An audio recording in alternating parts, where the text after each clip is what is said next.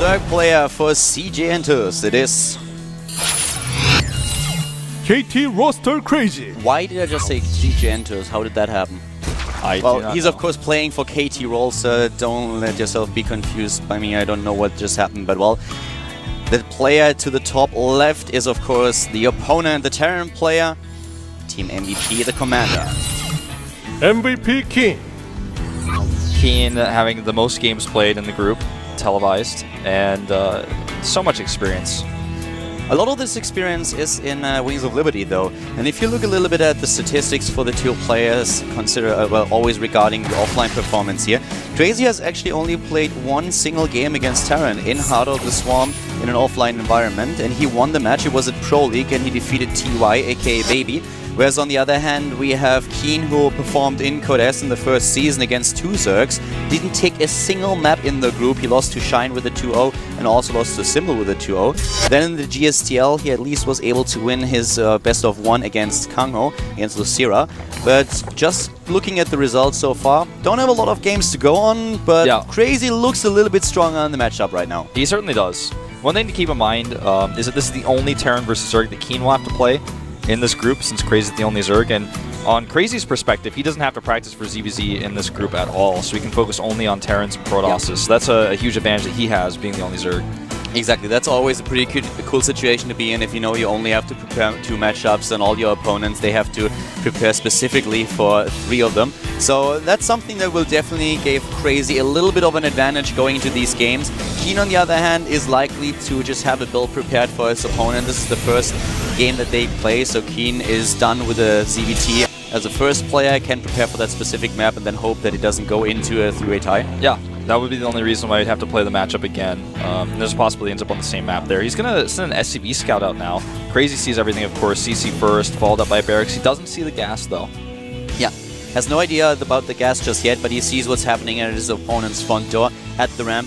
So let's see how exactly Keen is going to react to this. He has his pool already, so he won't be able to go into a double hatch before pool. And the SCV for Keen is now also just scouting what's going on here, getting into the main base, sees that there's no gas taken just yet. That's a very comfortable feeling as a Terran to see no gas at this point. Obviously, it could be taken right after the SCV is killed, but at least he knows it's no fast pressure coming, so he can relatively safely tech now into his factory. And yeah, Keen loves his Hellions, as we all know. Exactly. Keen's Hellions are quite famous, and we might see them once again.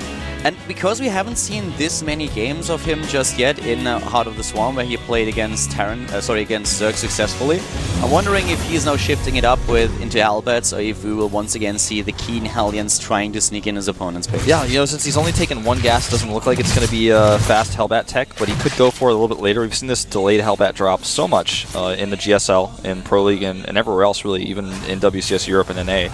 Yeah. This is one of the maps where a Zerg player has a lot of potential to just bust with Roach Banelings, maybe even just with Banelings alone, because it's a huge gap that you have to defend when you want to protect your natural. You always have to set up a lot of supply depots and also bunkers to make sure that there's nothing sneaking through. So this leaves Crazy in a position where he could be aggressive. And so far, he hasn't taken a 3rd base, even though he saw that his opponent started off with a command center first. Yeah. Heading over there with the drone now, though. And Keen, only with that 1 gas, gets his 3rd command center up pretty quickly here. And he also makes it a part of his new wall here. Looks like there's just a little bit of a gap. Barely there. I was wondering why he didn't put a 2nd depot. It looks like maybe he didn't realize it, but either way, his 3rd command center is started now, and he doesn't go into like a super greedy eBay build. He's actually adding a tech lab now to get stem faster. What we see for Crazy is triple gas at the 6-minute mark, so he will be able to start his tech fairly soon at 7 minutes, which is kind of normal. Depends a little bit on which kind of style he wants to play. And Crazy definitely knows that Keen is someone who really loves his Hellions. Already setting up his wall, not only with the double evolution chamber, but also with the double queen that is blocking off every single space. So Keen should not be able to break through here. He even gets a Roach Warren. And this could be for safety, could be for aggression as well, but at this timing it looks more like a safety Roach Warren. With the double evos. He could do some later timings, though. Yeah, we are currently looking at, in total, 38 harvesters, going up to 44, and setting up the last remaining gas here. So it's going to be interesting to see what kind of tech we're going to see from Crazy. He definitely still has the potential to be aggressive, and Keen did not get a siege tank. He's completely relying on Hellions and a few Widow Mines, so he has to be careful how he's going to approach this.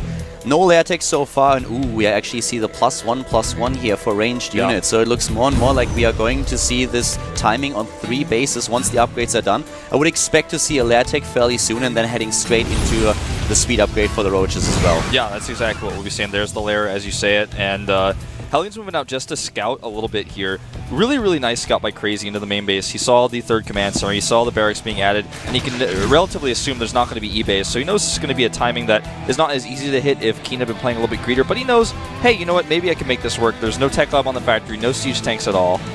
Yeah, we have seen a few players trying to go more and more into this Hydra and Roach style. Personally, I think it's really strong, but the big problem that we have with this is that drops are so effective.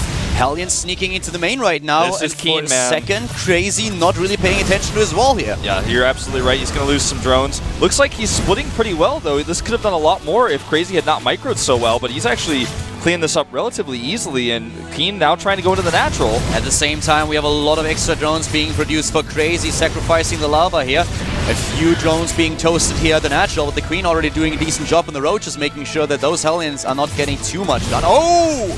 But a great hit there. Yeah. And in total, 13 killed. 13 killed is a lot, and all the larvae you're talking about is the most important thing because that really affects Crazy's timing. You want to use some of that larva on roaches. And we have him now going into the Hydra Den. So the Roach speed upgrade has been started, but everything that just happened with Keen doing so much damage already delayed a potential timing for Crazy and kind of made it impossible for him. So he's going into the Hydra Den right now.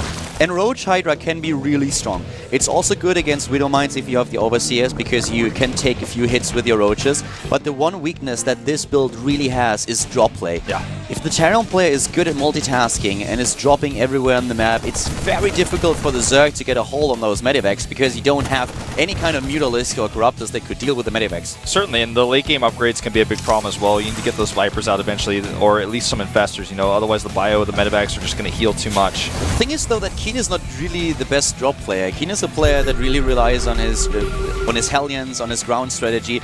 He's not one who is known for having like 3 drops active on the map at once. Yeah. And as soon as he's going into drop play, I feel that Crazy would immediately put down a lot of Spine and Spores. That's what you need to do if you go for this composition. But at this point, the Roaches are just moving in, the Widow Mines have been spotted, and Crazy now knows exactly what he's up against. Yep. You know, he knows he has to get out of there because if he tries to stick around, obviously in just a few seconds, Bioforce will be there. He waits and brings the Overseer, so it looks like he wants to snipe those 2 Widow Mines. He's going to lose the Roaches in the process, but an okay trade for him overall. He gets some map presence here. Again, 2 Widow Mines going to hit these Roaches hard. Yeah, hitting the Roaches here, and now the Overseers are also present on the map, so he has detection. We also see him now with the speed upgrade for the Overlords and Overseers. This will help him a little bit going into this game. And what I really like about Crazy is that he is so meticulous about his upgrades, heading into +2/+2 so fast. Yeah, and it's really, really important when you're going for a composition like this. Look how ahead he is in upgrades, so Keen's never going to have a lead on him. Crazy has hidden his Hydralisk well too. Keen still doesn't know what he's up against just yet. He's continuing to make Widow Mines, which aren't the best against Hydralisk because they have such a great range. And as mentioned before, we don't see a lot of drop play being executed by Keen. The Terran player is now heading into +2/+2 as well, but he is already a little bit behind. And Crazy, he takes a 4th base, and he's immediately also getting his Infestation bit. The guy is heading straight for the Hive. Yeah, he does not waste seconds. Right now, Keen is starting to realize what's happening. You can see the Hydralisk starting to take out his Widow Mines. He does not have any siege tanks. He does have a large Bioforce and a bunker here, but he's going to have to micro it really well. Hydras with the range upgrade can now take down all those Widow Mines. They have the superior range, so really well done by Crazy, taking down those rocks and just posturing around, already pressuring Keen here. And he knows he has so much creep on the map that he doesn't have to get the speed first. He can get the range first, then get the speed later. As you can see here, it's just now finishing while he's walking off creep. He's just microing so well against these Widow Mines. As you mentioned, they outrange. Creep spread is insane at this point. I mean, it's so good.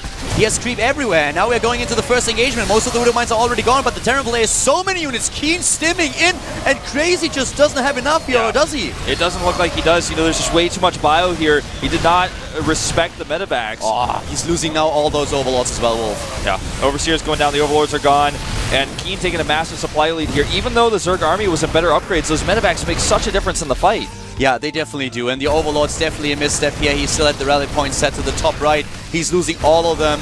is not even going to be 2 supply blocks here, but still losing 5 overlords for nothing, it's always something that you want to avoid. Would love to see Keen here start to be aggressive with drop play since he now knows his opponent's composition. And, you know, surprisingly, he's not adding any siege tanks. He's just still relying on the Widow Mines and going with this momentum he has. With a +2/+2, Crazy has the better upgrades now. Keen is moving onto the map, taking down the tumors with a scan.